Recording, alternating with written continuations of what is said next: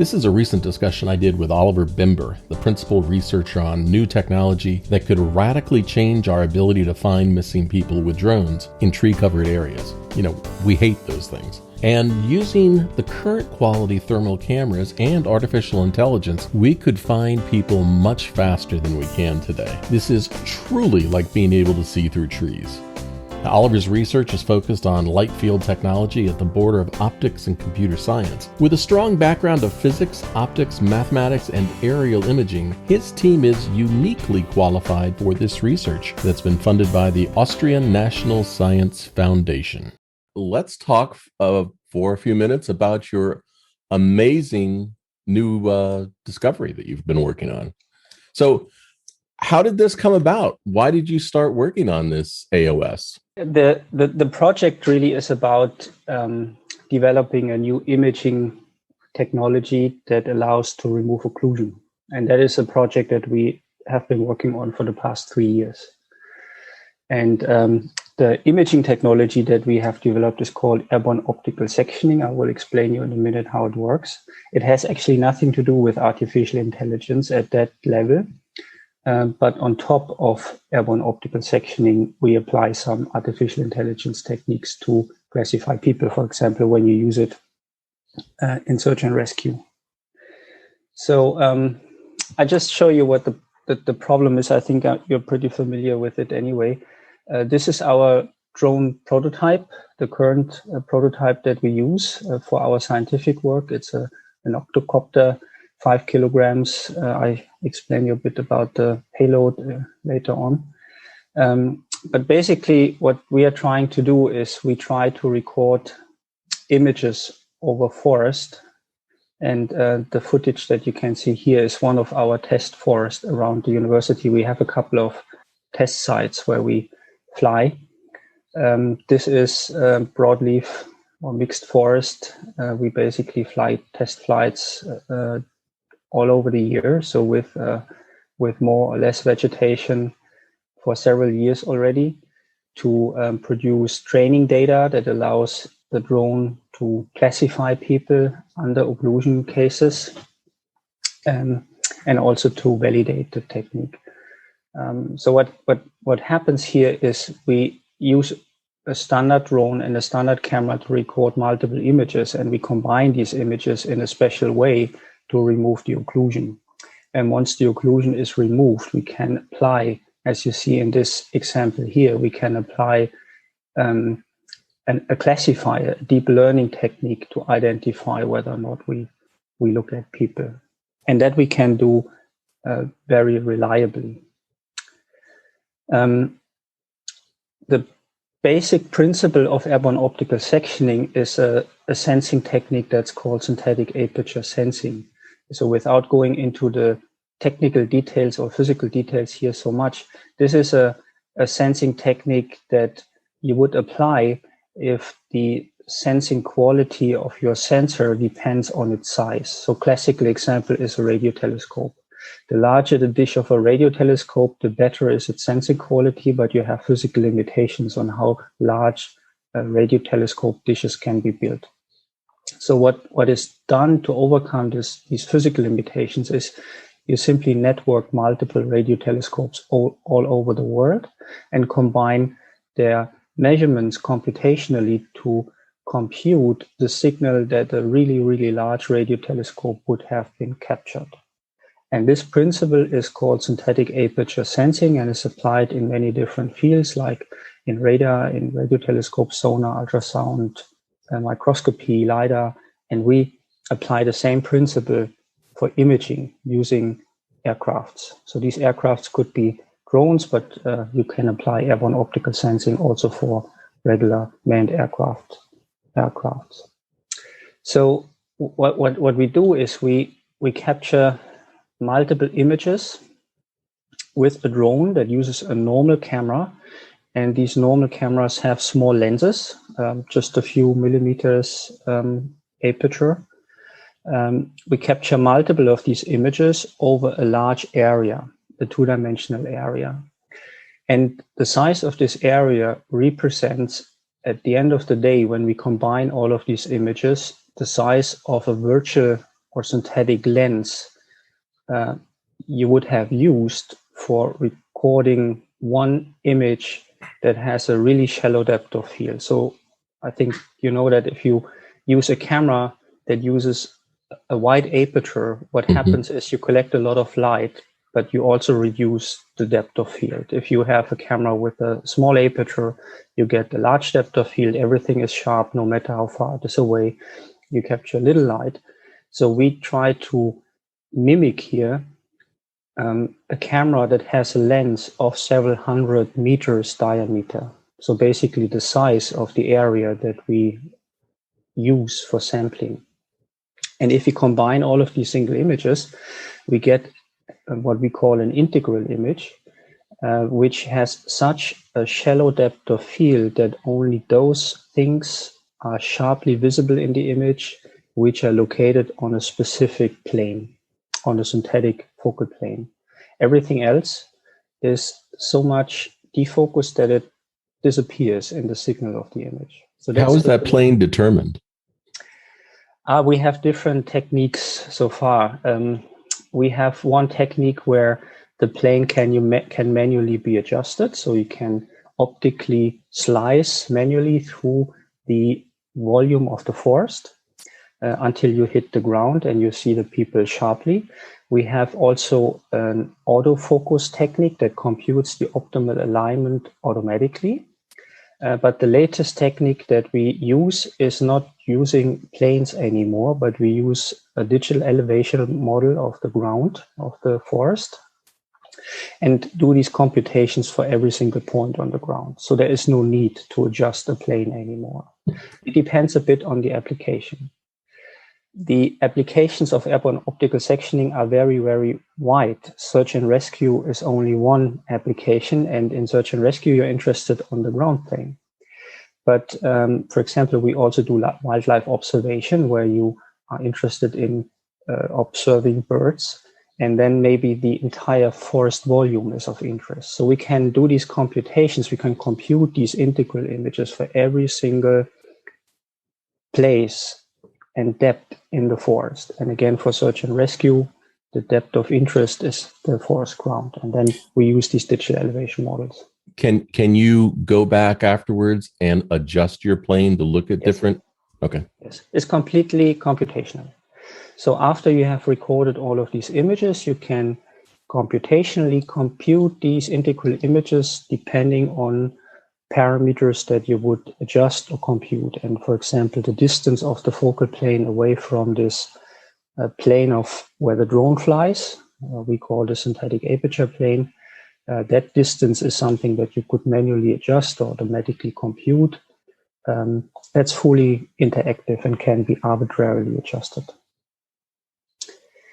So I think that's the basic principle of airborne optical sectioning. As you see, this has nothing to do with machine learning at the moment. It's a new imaging technique. It's based on synthetic aperture sensing. It has a couple of advantages when you compare to alternative technologies such as LiDAR or synthetic aperture radar. So one advantage over LiDAR or synthetic aperture radar is that it has a really high sampling resolution. So this is something that does not depend on mechanical deflection of a laser, which is limiting speed versus resolution like a LiDAR scanner would do. We benefit from the high resolution of regular cameras, and it gives us a high sampling resolution on the ground, much higher than LiDAR or synthetic aperture radar would give you. It's interesting. It sounds a little bit like a similar argument that Tesla has been making versus using cameras versus LiDAR. Yeah, I mean, if you look at autonomous driving, you use LiDAR scanners, and they are real time, of course, but they give you a poor resolution. And if you're interested in a much higher sampling resolution, then things are not real time because LiDAR scanners depend on mechanical deflection, and there's a limit on how quick you can do that. And of course, for 3D techniques, you still have what you get is a 3D point cloud, and you still have to process the 3D point cloud to remove occlusion. So you need to decide which 3D point belongs to trees, which doesn't belong to trees. And that processing technique is also computationally demanding if you have a high resolution. And that's the other advantage of airborne optical sectioning. It's completely real time. There is no need for filtering because it's a completely image-based technique. We don't reconstruct depth. We don't need to reconstruct 3D. We get these integral images completely in real time. There's no need for processing and filtering on a per pixel basis and making a decision what's a tree and what's not a tree. Well, I'm now a total and complete fanboy because this is amazing technology. I mean, you look at the types of thermal cameras that we fly on the drones and the resolution of them versus what I fly in the airplane using liquid cooled thermal cameras. And the drone based thermal imaging is not very good, but this is a game changer. I think the biggest advantage of airborne optical sectioning is really it's independent of wavelength. And because of this, so everything that I explained you can be done with a camera that gives you RGB images in the visible range, but you can do the same thing with a camera that gives you far infrared like thermal, or you can also do the same with cameras that give you near infrared, which would be important for agriculture applications. So it's completely independent of wavelength, and that's why we can address so many different applications. And again, search and rescue is only one where thermal imaging is important. But if you look at other applications like in agriculture, then near infrared imaging is more important. And that is something you can't do with LiDAR. If you're interested in heat signals, you cannot use a LiDAR scanner, or you cannot use a synthetic aperture radar scanner, for example.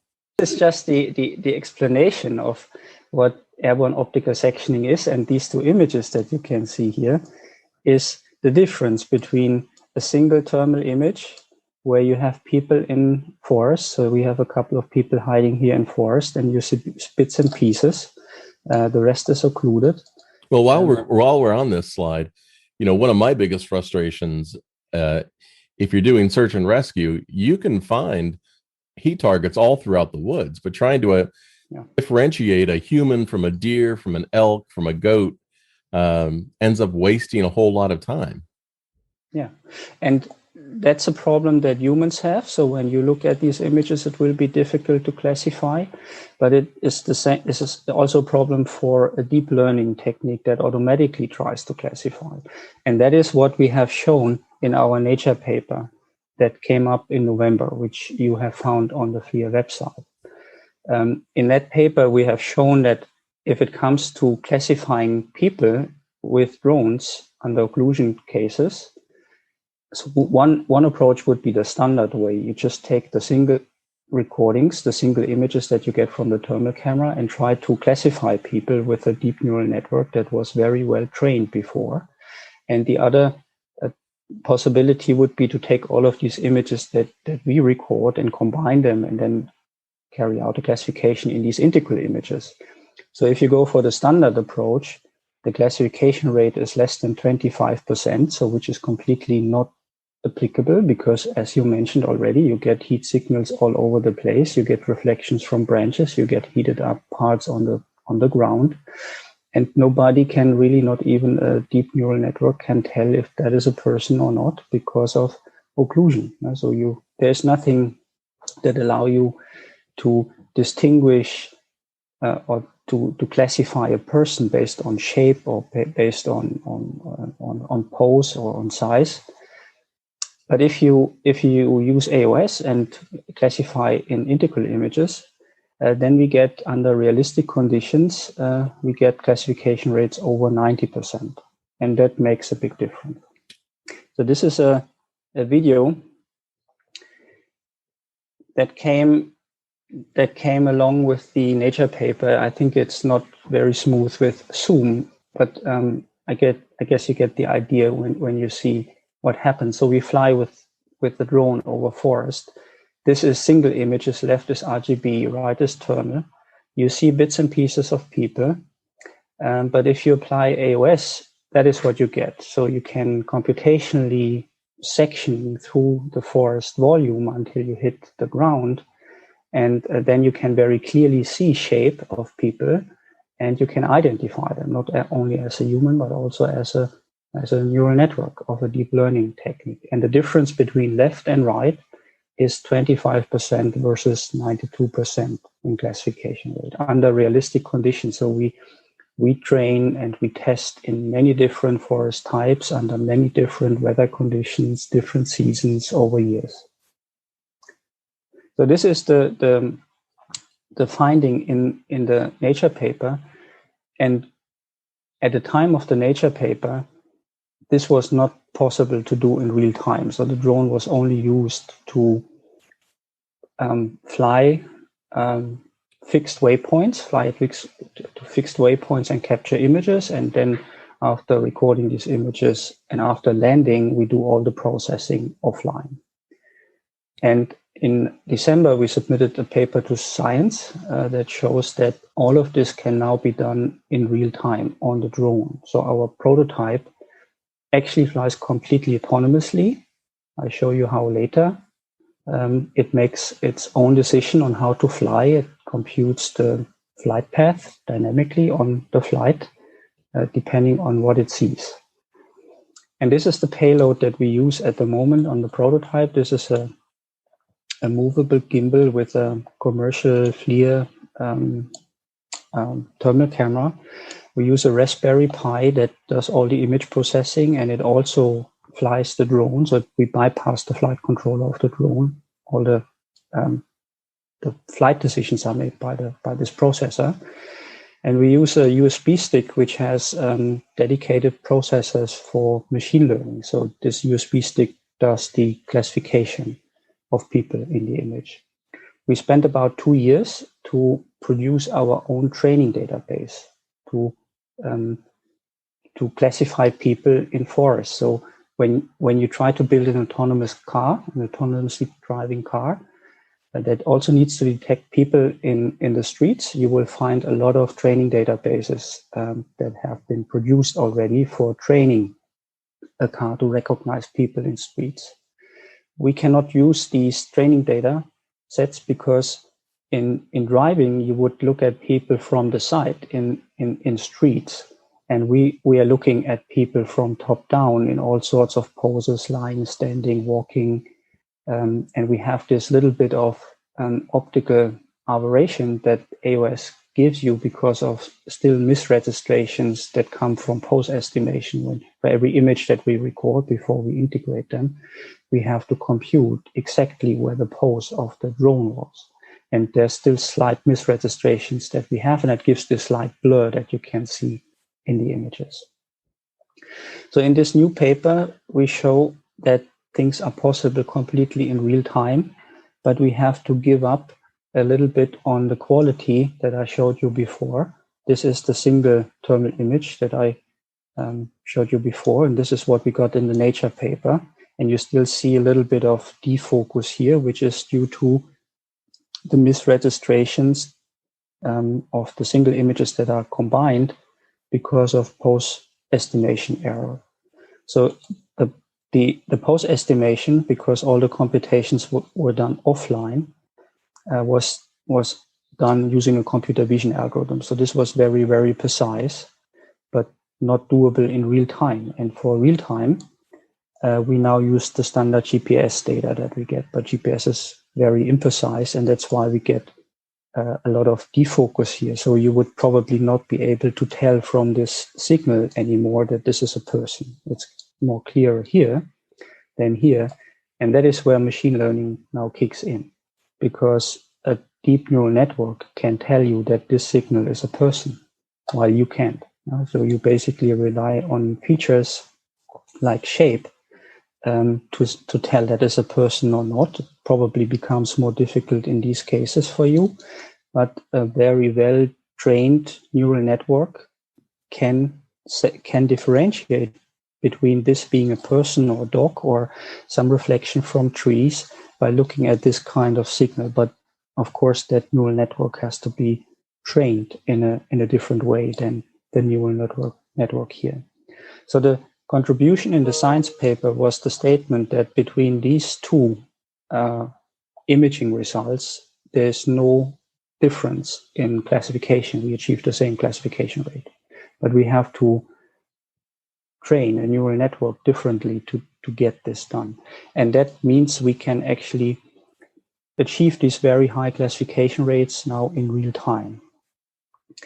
And this is how it looks like. We use digital elevation models as a reference to compute integral signals for every single point on the ground. The drone flies linear paths. And in this particular case, this is status in December, we compute integral images and make classifications every 30 meters. So we fly 30 meters at 1 meter steps, we record images. After 30 meters, we combine 30 images to integral images, make the classification, and so on. So every 30 meters, we get some updates. And these integral image areas that the drone sees, they don't overlap. Today, we are much faster. We fly with a speed of 4 meters per second. We are pretty confident to achieve 10 meters per second speed in the next week.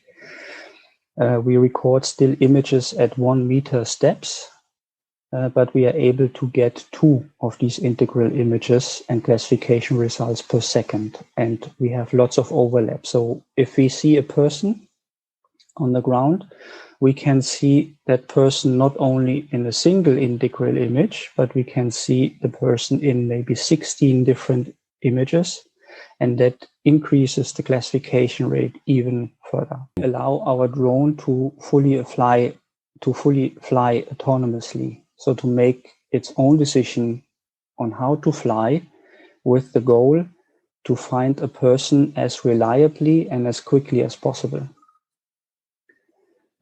So what happens here is we start with initially with a map. This map contains grid cells of 30 by 30 meters, where the rescue team initially defines probabilities where it's more likely to find a person and where it's less likely to find a person. So this is what we start with initially, and we compute a flight plan or flight path through this probability map, with the goal, again, to find the person as quickly as possible and as reliably as possible. And what is pretty new here is that this probability map is dynamic. It changes while the drone flies and while it classifies people. So depending on where it sees or where it gets a hint that there could be a person, but it's not sure, it will basically change its flight plan and goes there and verifies. And with this adaptive way of path planning, we achieve additional 15% more confidence in finding people. So this is fully autonomous. So we just launched a drone, and it basically searches until it either found that person or it runs out of battery and returns. But there are no fixed waypoints anymore.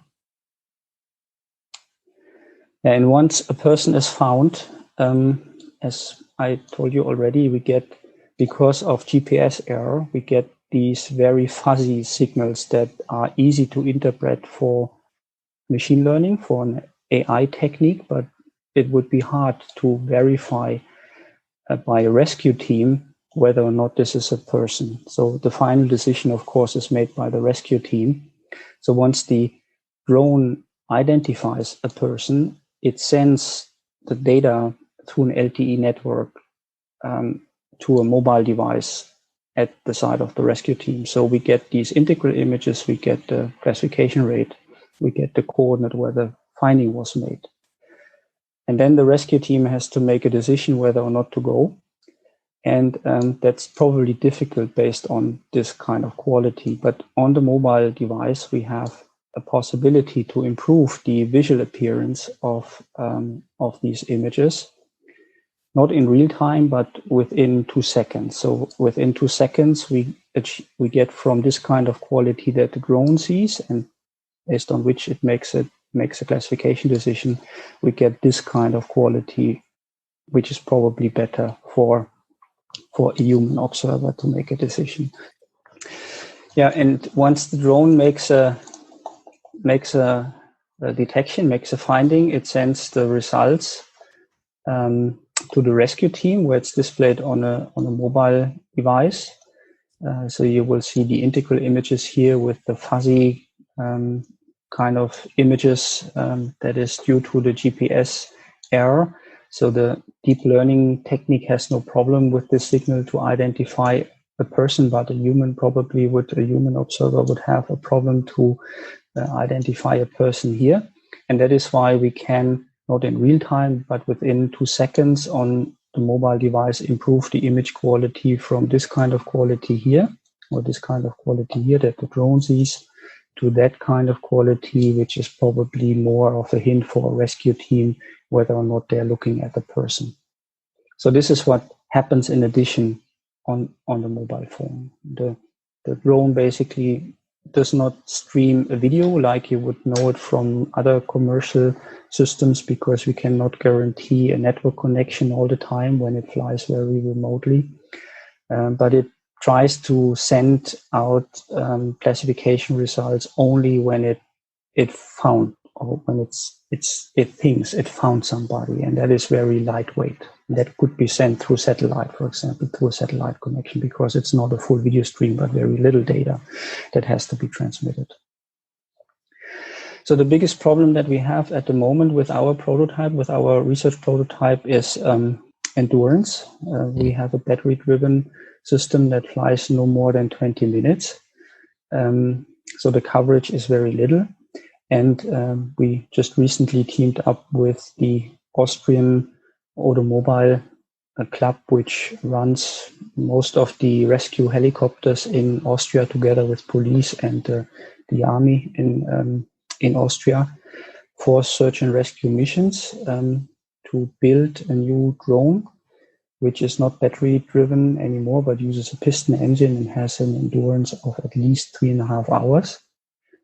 And this system, the maximum takeoff weight is 140 kilograms. That has, or this limit is due to legal regulations in Europe. Below 150 kilograms, we do not need a certification. This drone will then basically be used for BVLOS, fully autonomous search and rescue missions to support the ATMS teams first in Austria. And in this research project, when this drone is built, so the basic platform already exists, but we have to modify it to integrate our payload into the system and to integrate other technical requirements that we need to ensure, like a flight termination system, which is required for autonomous flights. So this platform has to be modified to support all of this. And then in this project, we will do first search and rescue or search flights in a very wide range to prove that autonomous drones can, of course, support search missions, probably together with helicopters, but maybe also completely by themselves, because these systems really can fly in bad weather conditions where helicopters sometimes can't fly. So there are a couple of advantages. They are quicker when it comes to response compared to a helicopter in most cases. And we think there will be an advantage of these kind of systems, either in assistance with helicopters or maybe replacing the helicopters at some point. So this is where we are at the moment. The technology itself is amazing. It's that second layer that really makes it exciting for me, which is the software layer of making it autonomous or using artificial intelligence. And are you still in the manual image detection of human target training at this point? The training database is something that is continuously updated. So every time we make a test flight, we get new data for the training database. We had to spend about 2 years initially to get a first take on the training database that we could use. So that was 2 years of training. without getting any results at that point. But now, after enough training of that database, we can evaluate the neural network and see how well it performs under real test cases. And every time we do a test flight, that increases the training database. So this is a continuous update. We continuously update the training database. So do you envision a point here where you're going to be able to use machine learning to advance the data set at all? You mean the training database? Yes. We use machine learning for that already. Again, this is maybe it's not so clear. There are a couple of techniques that we apply. There is an imaging technique, which is called airborne optical sectioning. This has nothing to do with machine learning. On top of that, we use a classifier that classifies people. And for doing that, we need a training database to train the classifier, what is a person and what is not. And this training database is constantly updated. Every time we do test flights, it's increased. But we have to spend about 2 years initially, in the years 2018 and 2019, to get an initial start on a training database that is big enough to get classifiers perform with a 90% classification. So that's when you were manually identifying images. Yeah, training or producing this training database means we have to record a lot of images and manually label. That's how it's called. We have to draw bounding boxes around where people are located and where people are not located. We have to manually do this. For a sufficiently large number of images, we are talking about 10,000s of images here, before a classifier can actually learn what is a person and what is not a person. Do you see AOS and the computational power behind it being a standalone hardware product or integrated with manufacturer solutions? It's a complete software solution. It's completely independent of the hardware. And in fact, we use it on different platforms. One is, as I showed you before, we run it on mobile processors that are integrated into the drones, like a Raspberry Pi or other mobile platforms. But we also use the same software in cloud systems, where the image data comes from commercial DJI drones.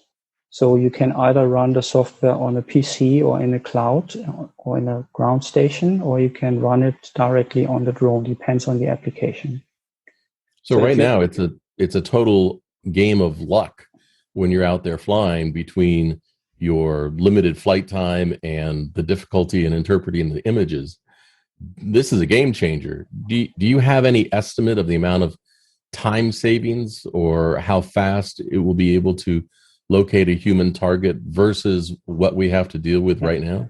That will be part of that new project that I mentioned. So we team up with the rescue teams here, and we do have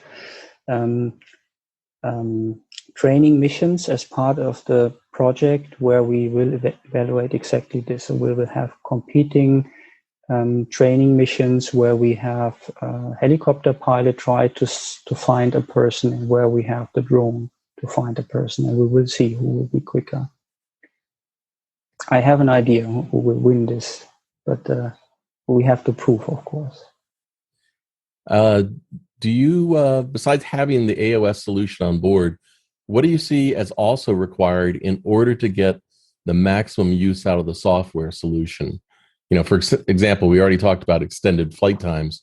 Do you see the need to increase payload capability, like with the small helicopter, or being able to fly greater distances, or more software development? What do you see really advancing this? I think at the moment this is all connected to each other, of course. So if you want to have a greater coverage, you need more endurance. If you have more endurance, if you want more endurance, your payload becomes more. I think you have to also keep in mind that we have to, for autonomous flights beyond visual line of sight, we have to support all of these other technological requirements, such as a flight termination system, like an identification system that all draws power. And at the end of the day, that turns out to increase the payload. I think you have to find a proper balance of the payload that you can really carry under a certain category. So if you want to avoid certification, for example, we have in Europe at least to be below 150 kilograms. So this is our limit, the 150 kilograms order. And we try to get as much endurance out of these 150 kilograms, including the payload that it requires, like the gasoline that you have to carry in addition. Mm-hmm. To cover as much area as we can. Important is speed. Between December and now, we have increased the speed of AOS and the flight time by a factor of 4. And as I mentioned, we probably will increase it by a factor of 10. So instead of flying at the speed of 1 meter per second at the very early stages, we can now fly at 4 meters per second. We will fly at 10 meters per second. The limits here is not the speed the drone can fly, but the speed your camera can record, or at the moment, our limitation is the speed your GPS sensor can deliver measurements. So that's really the bottleneck at the moment. Classical GPS sensors give you 5 samples per second. If you have more advanced GPS sensors, you get 10 samples per second. But that's pretty much that. The technological limit, that limits the speed of flying, and with that, with a limited time that you can fly, the coverage of the area. Well, I can see in public safety, if you software evolves a little bit more on top of this, where it would identify using artificial intelligence the most likely human target, and then send to the search and rescue team where that target is and where they are, and then it would just make it an easy, straight route to find the person. Yeah, that's what's possible already with our prototype. But the prototype, because it flies only 20 minutes with all the equipment that we have to carry, it can cover only a very small area, which is not realistic. So 5 hectares is not realistic for a search mission. So at least in Austria, when people are searched for in mountains, they have to cover a much larger range, and for that we need the endurance. And you are flying in terrain where you do not necessarily have network coverage. So how long do you think it will take to make this a commercially viable product? It depends on which level. I mean, we are thinking about commercializing it in different ways at the moment. Either with a startup or with a go-to-market partner. The software itself will be ready for commercialization in the next month. It will be by summer. And then it could be used on ground stations, for example. So as soon as you don't have to modify your drone hardware, if you, for example, use a standard DJI M300 drone that streams images and GPS data to a ground station, the software can run on the ground station. But that requires that you have a constant network connection between the ground station and the drone. And that means you cannot fly far. If you want to integrate it into a long endurance drone, like the one that I showed you before, it's a bit more sophisticated. So in this new project where we developed that drone, if the money is granted, we applied for a research grant just now. And if the money is granted and we can start in August, that's the plan, it should be a commercial product, hopefully within 2 years. So the project is funded for 2 years. And if everything works out well, then on that scale, we will have a drone that could be sold. On the ground-based software solution, have you thought about what a realistic price point of the software might be? No, that's part of the negotiations between universities and companies at the moment. It depends on a license model, of course.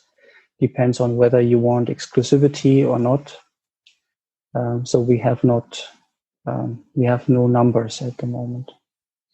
Well, besides this project that's probably consumed your life for the last couple of years, do you see any other drone-based solutions that you have percolating? For AOS, as I mentioned, search and rescue is only one application. We do some wildlife observation. We have also many requests here when it comes to red deer tracking, bison tracking we had just in Canada. So wildlife is a big topic where AOS also helps, and we have some applications in agriculture when it comes to harvest estimation, so food counting, for example, when you're interested how many apples are in your tree plantars. If you want to count, they're normally occluded. That you can also handle with AOS. And for us, it's not really a big difference whether we want to classify people or red deer or apple. It's just a different training database that we would need to produce to train a classifier to identify these things. But well, you've been so generous with your time. I really appreciate it, and I hope to spread the word about the great things you've been doing with AOS. I mean, it's really incredible. Mm-hmm. Thank you.